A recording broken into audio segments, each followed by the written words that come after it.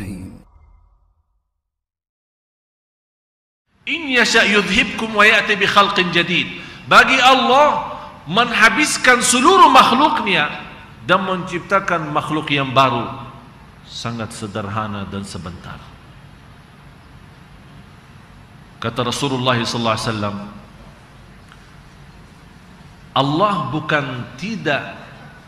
Allah tidak benci dosa maksiat, tapi Allah suka istighfar kita.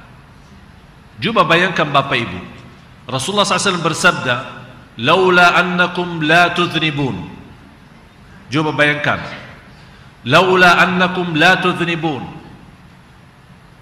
Kalau kita diciptakan Allah, tapi tidak ada dosa dan maksiat sama sekali. Kalau tidak ada dosa maksiat, mohon maaf, berarti tidak ada istighfar, kan? Biasanya istighfar ada, kenapa? Karena kita merasa diri salah, merasa diri banyak kekurangan. Kata Rasulullah SAW, kalau seluruh makhluk Allah, terutama manusia, tidak ada dosa maksiat, akan Allah membinasakan mereka, menciptakan manusia yang baru, yang bisa dosa dan maksiat, kemudian istighfar, karena Allah suka istighfar. Faham? Jadi bukan Allah tidak benci dosa atau Allah suka dosa, bukan itu, tapi Allah menyukai istighfar. Cuma bayangkan kalau seluruh manusia yang ada di bumi, miliaran manusia, semuanya tidak berdosa dan maksiat, kata Rasulullah, Allah tidak senang. Malah Allah membinasakan mereka dan menciptakan makhluk yang baru yang bisa dosa dan maksiat, dan intinya habis itu beristighfar.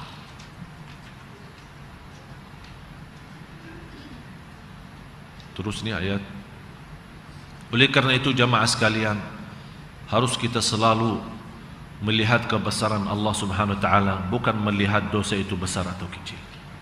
Kita malu kalau terhitung kita bangun subuh tapi belum termasuk orang yang sudah salat malam. Kita malu terhitung kita orang-orang yang sudah bangun subuh dalam keadaan sehat walafiat, tapi ternyata tidak menutupi malamnya dengan salat witir. Kita malu kalau kita melihat seorang yang bangun salat subuh, malah ternyata lewat waktu salat subuhnya dia pesankan alarm untuk bangun jam kerja, tapi dia tidak mempesankan alarmnya untuk bangun salat subuh. Berarti dia lebih memperdulikan kerjaannya daripada memperdulikan salat subuhnya. Malah guru saya di Madinah memfatwakan, orang yang sengaja mempesankan alarm untuk jam kerja, artinya jam 7, berarti sudah dia ada niat tidak bangun salat subuh. Dia sudah berlaku satu hal yang mengkafirkan dan keluar dia dari Islam. Bayangkan, guru saya menfatwakan, ada fatwa dari guru saya dari Madinah, orang yang sengaja pesan alarm di jam kerja bukan jam salat, berarti sudah ada niat menetap dari sebelum tidur tidak salat subuh, kemudian dia bangun salat waktu jam 7 atau jam 8 untuk hanya kerja, berarti dia tidak memperdulikan salat, dia berdulikan kerjaannya. Kata guru saya, dia sudah kafir, keluar dari Islam. Berarti berapa banyak kali kita membaharui Islam kita. Beda sama seorang yang sudah berusaha berikhtiar pesankan alarmnya, tapi ketiduran. Tapi ketiduran ini kan macam-macam. Ada orang dia dengar alarmnya tapi dimatiin, malas-malas terus tidur. Habis itu bangun, ya Allah maaf ketiduran. Memang Allah Maha tahu apa isi hati kita. Ada seorang bukan hanya lewat salat subuhnya, ada seorang kalau lewat takbirah bersama imam, dia bisa nangis 3 hari. Nangis 3 hari. Bagaimana takbirah ihram ini bisa lewat? Mohon maaf kalau kita mungkin salat lewat saja, biasa aja, malah ketawa. Ada seorang ibu waktu meninggal dunia umurnya 80 sekian, tetangga saya di Madinah. Subhanallah, ibu itu tidak pernah tidur malam kecuali baca surat Tabarak. Suaminya cerita sama saya, alasannya dia apa? Dia berkata, salah satu yang melindungi dari siksa kubur baca surat Tabarak. Saya takut setiap malam tidur, bisa jadi malam itu terakhir bagi saya di dunia, masuk di alam kubur belum membawa perlindungan surat Tabarak.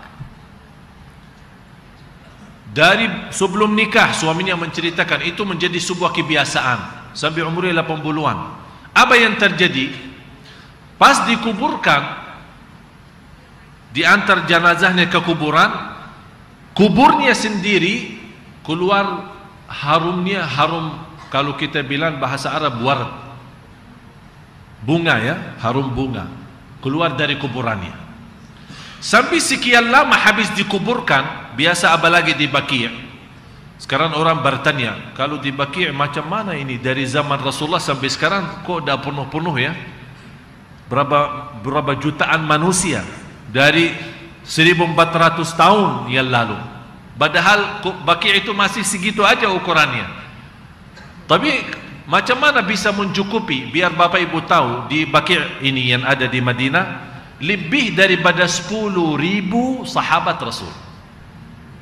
Lebih daripada 10.000 sahabat Rasul.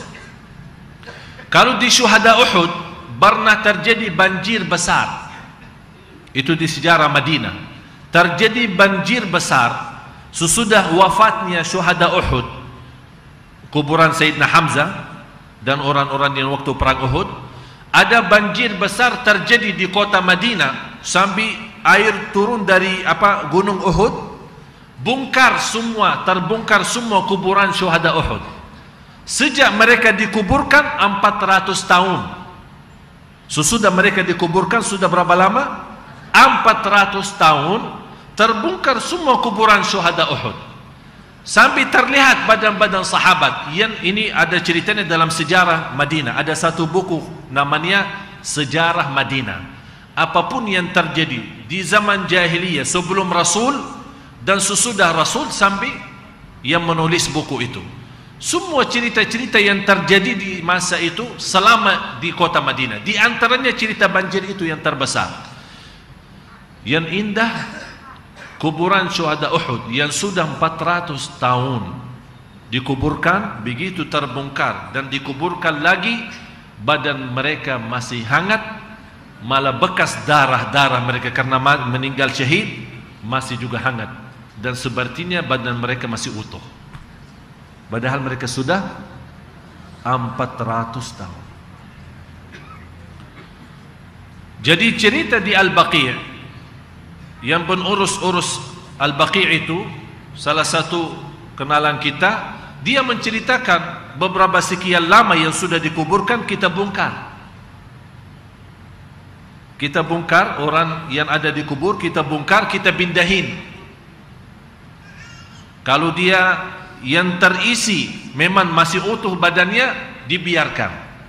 Tapi yang sudah menjadi tulang hancur, kita kumpulkan semua tulang-tulang itu menjadi di dalam satu kuburan.